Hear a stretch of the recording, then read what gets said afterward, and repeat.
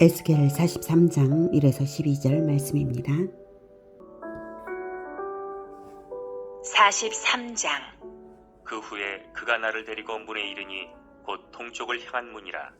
이스라엘 하나님의 영광이 동쪽에서부터 오는데 하나님의 음성이 많은 물소리 같고 땅은 그 영광으로 말미암아 빛나니 그 모양이 내가 본 환상 곧 전에 성읍을 멸하러 올 때 보던 환상 같고 그발 강가에서 보던 환상과도 같기로 내가 곧 얼굴을 땅에 대고 엎드렸더니 여호와의 영광이 동문을 통하여 성전으로 들어가고 영이 나를 들어데리고 안뜰에 들어가시기로 내가 보니 여호와의 영광이 성전에 가득하더라.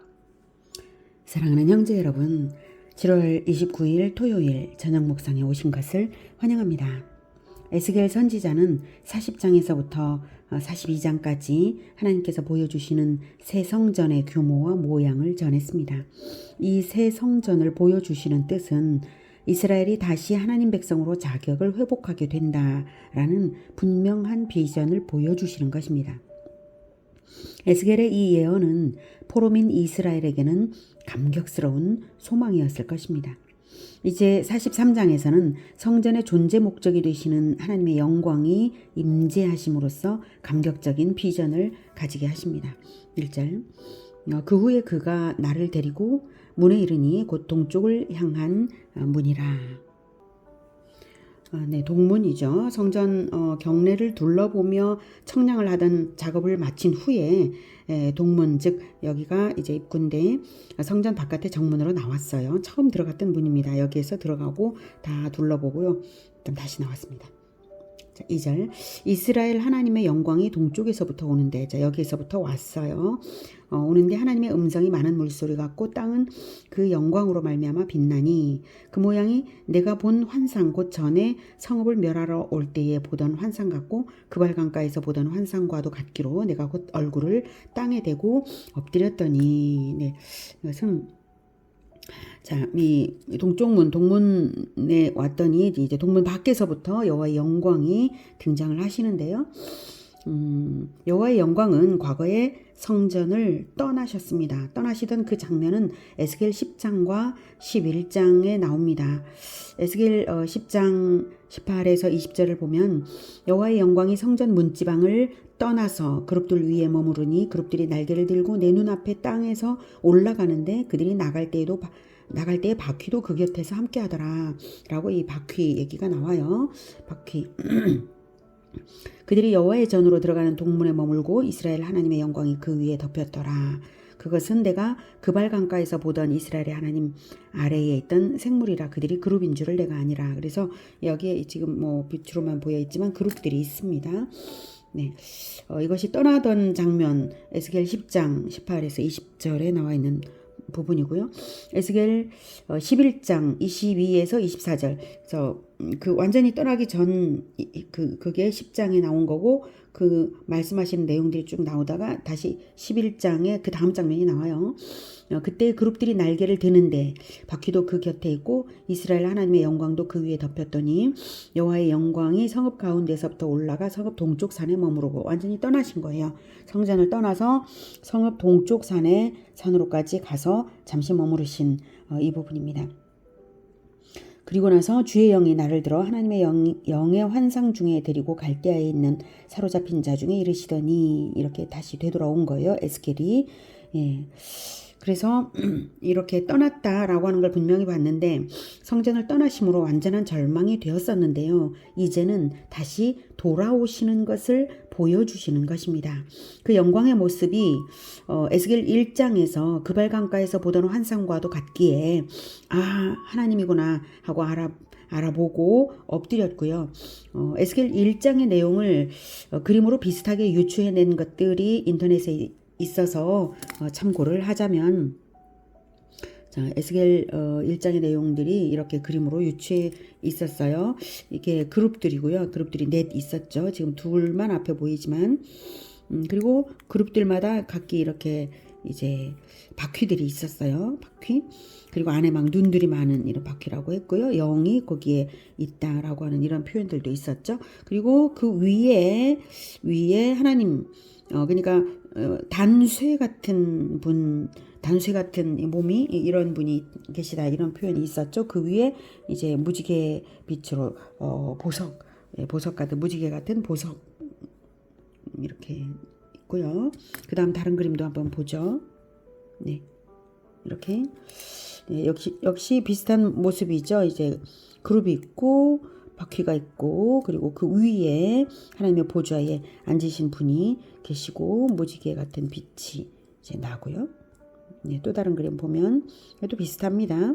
자, 이렇게 이제 바퀴가 있고요. 또 그룹들이 있어요. 날개를 펼친 그룹들이 이제 바퀴가 4개 네, 있고 네, 그리고 그 위에 보좌에 앉으신 분의 형상이 보입니다. 자, 이건 이제 동문에서 바라본 성전입니다. 이제 두 기둥이 있죠. 동문에서 바라본 성전. 네. 자, 아까 보았던 그런 이미지들을 참고하시고요. 자, 4절에 여호와의 영광이 동문을 통하여 성전으로 들어갔습니다. 이 성전으로 들어가고 영이 나를 데리고 안뜰에 들어가시기로 바로 여호와의 영광이 들어가시는 대로 따라 하나님의 영이 따라 들어가도록 에스겔을 데리고 갔어요. 내가 보니 여호와의 영광이 성전에 가득하더라. 자, 그래서 여호와의 영광이 이렇게 성전에 가득했던 것을 보고요. 아주 감격적인 장면이라 말하지 않을 수가 없죠.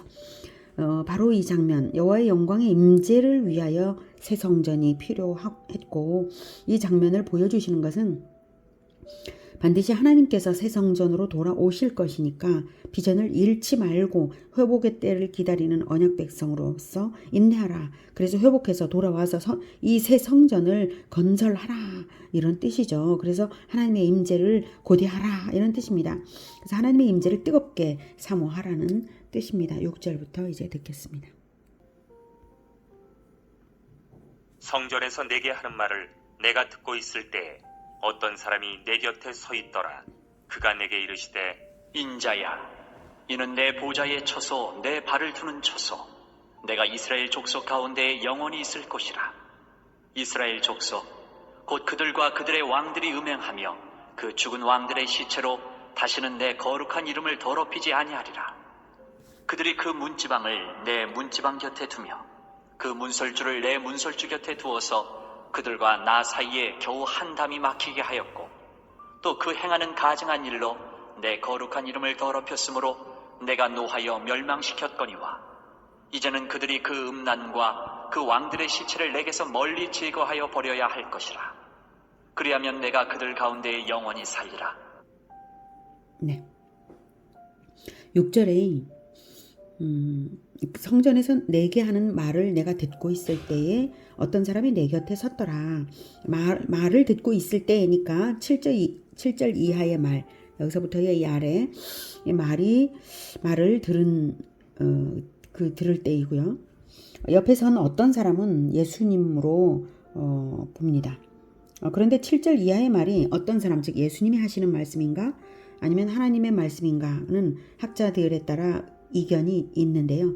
저는 7에서 17절까지는 하나님의 음성이고 18절부터는 성자 예수님의 말씀이라고 봅니다. 그리고 그 내용에는 일관성이 있으므로 7절부터 17절까지나 18절 이하나 일관성이 있는 내용이므로 이제 큰 문제는 되지 않고요. 설령 7에서 17절이 성자 예수님이 말씀하신 것이라 하더라도 하나님의 말씀을 대언하신 것이므로 인간 편에서 적용에 있어서는 하등의 문제가 없는 일이죠. 자, 어떤 사람이 예수님이라는 근거는 그럼 뭐냐? 그것은 유사한 구약의 장면들이 있다는 것인데요. 아브라함의 아들 이삭을 번제로 드리는 장면에서도 거기가 모리아산이었어요. 나중에 예루살렘 성전이 세워지는 산이죠. 자, 이삭을 번제로 드리는 장면에서도 하나님께서는 여호와의 사자 즉 성육신 이전의 그리스도이신 하나님의 아들을 동반하여서 언약을 주셨어요. 창세기 22장을 확인해 보시기 바랍니다.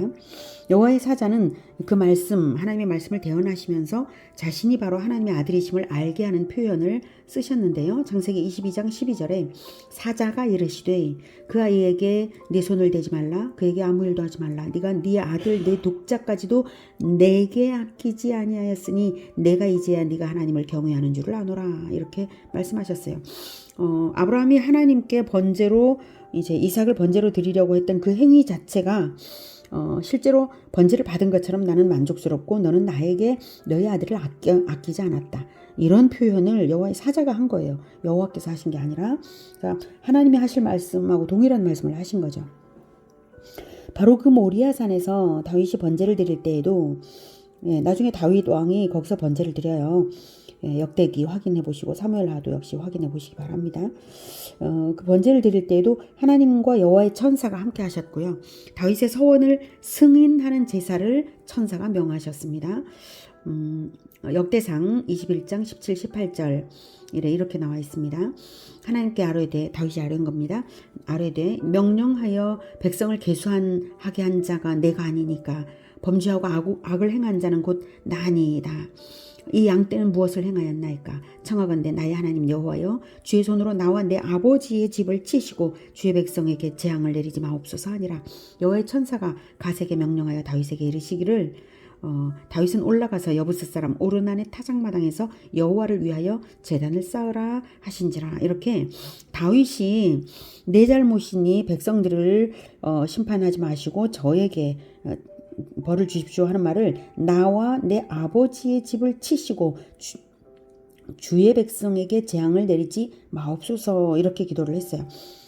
내 아버지의 집을 친다는 것은 곧 다윗의 후손 그리스도의 죽음으로 성취되는 서원이랍니다. 그런 서원 기도를 한 거예요. 다윗은 나와 내 아버지 집을 치시고라는 것은 백성들 대신에 내가 죽어도 괜찮습니다. 나를 치십시오 이런 뜻인데 내 아버지의 집을 치시고라고 했으므로 자기 자신뿐만 아니라 자기의 후손들까지도 쳐도 좋습니다. 이렇게 말씀을 드린 거잖아요. 그래서 여호와의 천사가 바로 그리스도이심으로 바로 그 기도를 듣자 바로 승인을 하시고 언약식 제사를 올려드리게 갓을 통해서 명령을 하신 것이죠. 그래서 그곳 모리아산에 성전이 세워지게 되었던 것입니다. 이제 다시 회복되는 장면이니까 그래서 그렇게 해서 갓이 전달하는 명령의 말씀을 듣고 제사를 드리라는 명령을 듣고 다윗이 모리아산에서 그 오르난의 타작마당 또는 아라우나 같은 사람이죠. 아라우나의 타작마당을 사서 거기서 하나님께 번제를 올려드릴 때 그 번제를 태우는 불이 하늘에서 내려왔어요. 그래서 그 다음부터는 다윗 왕이 그 실로에 있는 그 성막에 가서 제사를 드리질 않고요. 이 오르난의 타작마당에서 하나님께 제사를 드렸습니다. 거기가 바로 이 오르난의 타작마당을 하나님께서 성전으로 삼으실 것을 다윗은 알았던 거예요. 그래서 나중에 예루살렘 성전을 바로 거기에 세웁니다. 그래서 처음부터 아브라함 때부터 그게 준비가 되었던 거예요. 그래서 아브라함이 하나님께 이삭을 올려드리려고 했을 때 멈추게 하시고 하나님께서 여호와의 사자가 멈추게 하시고 그렇게 네가 대적의 성문을 너의 후손이 대적의 성문을 차지하리라 이런 언약을 주셨잖아요. 그래서 아브라함은 말하기를 여호와 이레 여호와의 산에서 준비되리라 라는 말을 해요. 그것은 바로 여기에서 번제를 내가 올려드리려고 했는데 그것을 하나님께서 다른 순양으로 대신 하게 하셔서 받으시고 이삭을 받으신 것처럼 하나님은 받으신 거예요. 받으셨기 때문에 바로 여기가 성전이 되고 여기에서 그리스도가 준비될 것이다. 이런 뜻으로 아브라함은 여호와 이레 여호와의 산에서 준비되리라 이런 말을 남겼던 것이죠. 그리고 다시 다윗 왕 때에 이렇게 역사적인 사건을 통해서 바로 바로 그 자리가 아라우나의 타작마당이었습니다. 그 모리아산 꼭대기 거기서 이 사건이 있었던 것이죠. 그리고 지금 예루살렘 성전이 새 성전이 세워진 바로 그곳이 그곳 아니겠습니까? 네. 자. 그래서 그곳 모리아산에 성전이 세워졌고요. 그리고 다시 세워졌죠. 이제 다시 회복되는 장면이니까 이 중요한 장면에서 하나님의 말씀을 대언도 하고 성전을 측량도 하면서 설명도 하시며 명령도 하신 이분이 누구겠습니까? 네, 바로 성전 그 자체이신 예수 그리스도시죠. 예수 그리스도가 성전의 핵심을 이루십니다. 그래서 함께 등장하셔서 하나님의 말씀이 자기를 가리키는 것임을 암시하고 계신 것입니다. 그리고 복음서에서는 예수께서 직접 성전이 바로 자기 자신이라고 말씀하셨습니다. 요한복음 2장 16에서 22절인데요. 제가 읽어가면서 강해를 하겠습니다. 예수님께서 성전 정화를 하신 일이 있으셨죠. 그래서 비둘기 파는 사람에게 이르시되, 요한복음 2장 16절부터입니다. 이것을 여기서 가져가라. 내 아버지의 집으로 장사하는 집을 만들지 말라 하시니 제자들이 성경 말씀에 주의 전을 사모하는 열심히 나를 삼키리라는 것을 기억하더라. 제자들이 그걸 기억할 만큼 예수님이 주의 전을 사모하는 열심이 너무 뜨거워서 예수님이 삼켜질 것 같아. 예수님이 혹 죽음을 당할지도 몰라. 이런 불안감을 느낀 거예요. 자, 이에 유대인들이 대답하여 예수께 말하기를, 바로 그 예수님이 성전 정화 행위에 대한 대답으로 따진 거예요. 예수님께 내가 이런 일을 행하니 무슨 표적을 우리에게 보이겠느냐. 사실 이 유대인들은 대제사장들이거든요. 대제사장들더러 들으라고 성전 정화를 하시면서 너희는 강도의 소굴을 만들었도다 이렇게 하신 거예요. 예수님은. 자, 그래서 이제 그들이 무슨 표적을 우리에게 보이겠느냐라는 것은 이제 권위 논쟁 때 말씀을, 권위 논쟁인데 일종의, 그래서 우리보다 높은 권위가 없는데 네가 무슨 권위로 이런 일을 하냐 이 뜻이죠. 그리스도 말고 우리보다 높은 권세가 있냐? 네가 그리스도냐? 그럼 표적을 보여봐라 이런 뜻이에요. 그래서 예수님께서 대답을 하셨어요. 너희가 이 성전을 헐라 내가 사흘 동안에 일으키리라 라고 말씀하실 때 예수는 성전된 자기 육체를 가리켜 말씀하신 것입니다. 21절에 그게 나와요. 자, 이 성전을 헐라라고 하면서 자기가 자기를 가리키면서, 예수님께서 자기 몸을 가리키면서 말씀하신 거예요.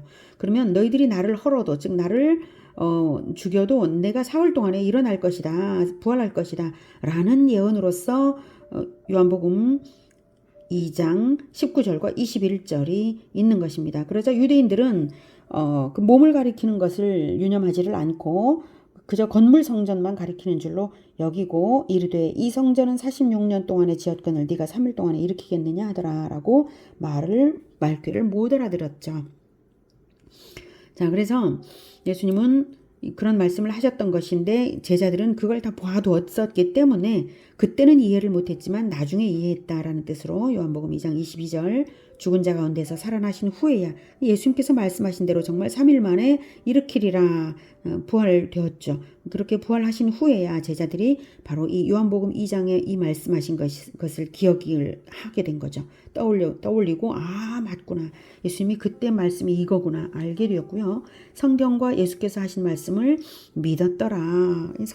성경은 구약 성경에 바로 성전이 바로 예수님이시다라고 하는 것을 나타낸 바로 이 에스겔의 이 부분이 바로 예수님이셨구나. 그분 이걸 깨달은 거죠. 그래서 성전이 바로 예수 그리스도다라고 하는 증거였구나. 이것도 동시에 깨달았다는 것입니다. 성경과 예수께서 하신 말씀을 믿었더라.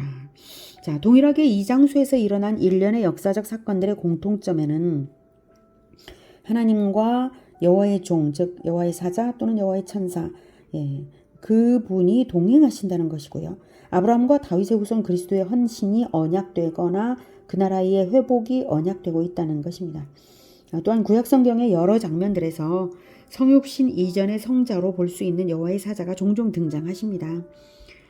야곱이 씨름을 했던 분도 예수님이시고요. 또 모세를 소명할 때 등장하셨던 그 떨기나무 불꽃 가운데 서 계셨던 분도 예수님이십니다.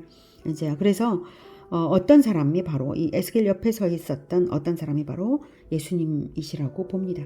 예수님은 옆에 서시고 하나님께서 에스겔을 부르시는 것인지 예수님을 부르시는 것인지 정확하게 특정할 수 없는 그런 음성을 들려주십니다. 7절 그가 내게 이르시되 인자야 이는 내 보좌의 처소 내 발을 두는 처소 내가 이스라엘 족속 가운데 영원히 있을 곳이라. 이스라엘 족속 곧 그들과 그들의 왕들이 음행하며 그 죽은 왕들의 시체로 다시는 내 거룩한 이름을 더럽히지 아니하리라. 네. 결론을 말하자면 구약의 왕, 제사장, 선지자는 그리스도의 대리자들입니다. 신약의 예수 제자들 역시 그리스도의 대리자들이고요. 지금 이 말씀을 듣는 이 장면에서 어떤 사람이 내 곁에 서 있더라는 것을 굳이 언급한 것은 인자야라고 칭하시며 말씀하신 그 대상이 그리스도와 또한 그 안에 연합된 바 그 대리자를 포함하여서 말씀하시는 것이죠. 즉 하나님은 언약의 대상인 한 사람 안에서 그 소속자들을 전부 동일시 하십니다. 그래서 야곱의 12지파를 야곱 한 사람을 부르듯이 부르시죠. 그런 것과 동일합니다. 그래서 지금 에스겔 옆에 있는 그 어떤 사람을 예수님을 대상으로 해서 말씀을 하시는 것이지만 동시에 에스겔은 그리스도와 연합된 존재로서 듣고 있는 것입니다. 하나님은 성전을 내 보좌의 처소, 내 발을 두는 처소, 내가 이스라엘 족속 가운데에 영원히 있을 곳이라고 하셨습니다. 보좌는 통치권이므로 왕으로서 백성들과 함께 하시겠다는 것이고요. 다스림을 받으면서 함께 하라 이 뜻이죠. 발은 행하심으로 백성들과 함께 진리의 실천의 자리에 함께 행하시겠다는 것이므로 나와 함께 실천의 족적을 남기자 이 뜻이에요. 그 다음 족속 가운데 영원히 있다. 이스라엘 족속 가운데 영원히 있을 곳이다. 영원히 있다는 것은 언약이 족속 대대로 계승됨으로써 하나님과 임마누엘의 축복을 누리게 하시겠다라는 뜻입니다. 하나님의 진리의 법칙을 받는 것, 그게 하나님의 보좌가 있는 것입니다. 우리 안에. 그 다음 그리스도를 따라 실천하는 것, 그게 바로 하나님의 발이 우리와 함께 있는 겁니다. 대대로 제자화하는 공동체에 함께 하시겠다는 것, 그것이 바로 이스라엘 족속 가운데 영원히 있으시게 하는 것입니다. 그래서 그들과 그들의 왕들이 음행하며 그 죽은 왕들의 시체로 다시는 내 거룩한 이름을 더럽히지 아니하리라 라고 말씀하시는데, 진정한 주권자는 하나님이시고요. 하나님과 완전한 교제로서 연합되신 그리스도만이 진정한 섭정왕이 되사 하나님의 백성을 하나님과 함께 다스리시는 그런 교회 공동체가 진정 하나님의 영광을 높이는 하나님 나라입니다. 그런데 과거 이스라엘은 하나님을 왕으로 섬기지 않고 각자 스스로 왕좌를 높이며 하나님보다 자기를 위하는 자들끼리 서로 연합함으로써 하나님께 음행하는 자들과도 같았습니다. 그것은 곧 왕들의 죽음이나 마찬가지죠. 그래서 그 죽은 왕들의 시체로 다시는 내 거룩한 이름을 더럽히지 아니하리라 라고 하시는 것입니다. 오직 그리스도는 하나님과 완전한 연합을 이루시고 자기 생명을 바쳐서 하나님을 영광되게 했으므로 그리스도의 교회는 하나님의 이름을 높임으로써 영원할 것임을 알 수가 있습니다. 8절 그들이 그 문지방을 내 문지방 곁에 두며 그 문설주를 내 문설주 곁에 두어서 그들과 나 사이에 겨우 한 담이 막히게 하였고 또 그 행하는 가증한 일로 내 거룩한 이름을 더럽혔으므로 내가 노하여 멸망시켰거니와 이제는 그들이 그 음란과 그 왕들의 시체를 내게서 멀리 제거하여 버려야 할 것이라. 그리하면 내가 그들 가운데 영원히 살리라. 8절에서 그 문지방 그 문설주는 우상의 신전을 의미합니다. 그리고 내 문지방 내 문설주는 하나님의 성전을 의미합니다. 근데 문지방은 문을 들어가는 입구잖아요. 문설주는 들어가는 그 문을 통해서 들어가는 그 집이 어떤 곳인지를 그 장소의 그 공동체의 정체성을 나타내는 부분이죠. 그러므로 과거 이스라엘의 거짓 종교 행위자들이 하나님의 성전을 이용하여서 자기들의 우상 숭배를 했다는 뜻입니다. 그 문지방 그 문설주를 아주 가깝게 내 문지방 내 문설주에 가깝게 했다. 곁에 두었다. 이것은 그래서 백성들이 여기가 하나님의 성전이구나 하고 가노라고 들어갔는데 결국 그 안에서 이루어지는 것은 우상 숭배여서 백성들이 우상 숭배를 하게 되는 그런 종교 사기적인 그러한 구조를 과거 왕들이 만들었다는 것이죠. 그래서 하나님께서 노하여 멸망시키실 수밖에 없으셨다는 것입니다. 그렇습니다.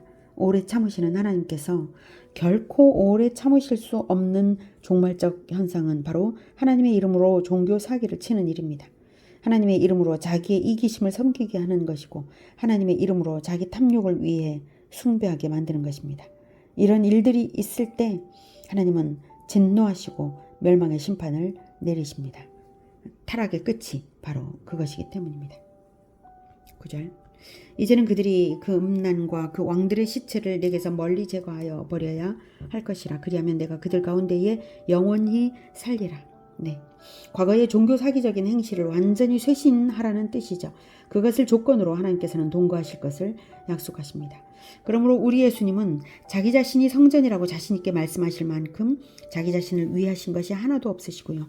또 늘 제자들과 동행하며 충만한 교제를 하셨고 아버지 하나님이 원하시는 실천 모범을 다 보이셨습니다. 10절. 인자야, 너는 이 성전을 이스라엘 족속에게 보여서 그들이 자기의 죄악을 부끄러워하고 그 형상을 측량하게 하라. 만일 그들이 자기들이 행한 모든 일을 부끄러워하거든 너는 이 성전의 제도와 구조와 그 출입하는 곳과 그 모든 형상을 보이며 또 그 모든 규례와 그 모든 법도와 그 모든 율례를 알게 하고 그 목전에 그것을 써서 그들로 그 모든 법도와 그 모든 규례를 지켜 행하게 하라. 성전의 법은 이러하니라. 산꼭대기 지점의 주인은 지극히 거룩하리라. 성전의 법은 이러하니라. 네. 42장까지 성전 측량을 한 이유가 무엇인지를 알게 하시는 명령입니다. 그리고 성전의 형상을 측량하라라고 하셨죠. 자, 10절에 성전의 그 형상을 측량하게 하라. 그 의미는 그 모든 법도와 그 모든 규례를 법도와 그 모든 율례를 알게 그 모든 규례를 지켜 행하게 하라라는 기준을 주시는 것입니다. 그 모든 법도와 그 모든 규례를 지켜 행하게 하기 위하여 측량하라고 하시는 거예요. 즉 부끄러운 라이프 스타일을 버리고자 할 때에 어떤 라이프 스타일을 따라야 할지 제시해 주어야 하잖아요.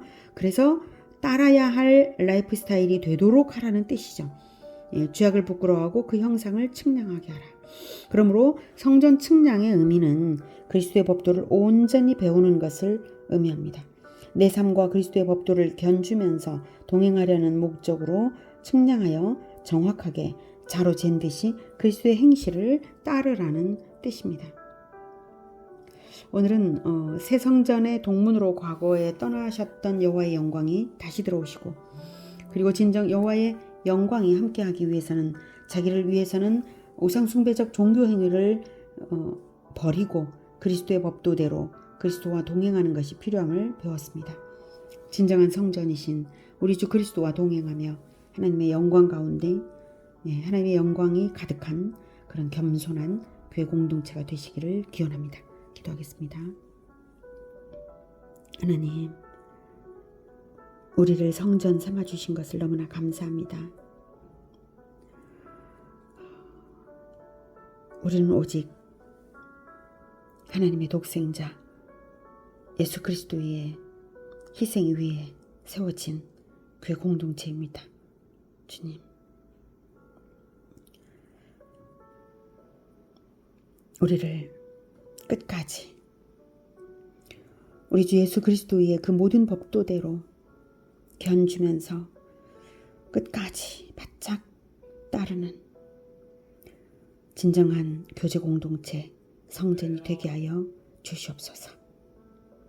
예수 그리스도 이름으로 기도드립니다. 아멘. 이어지는 시간은 개인 기도 시간입니다.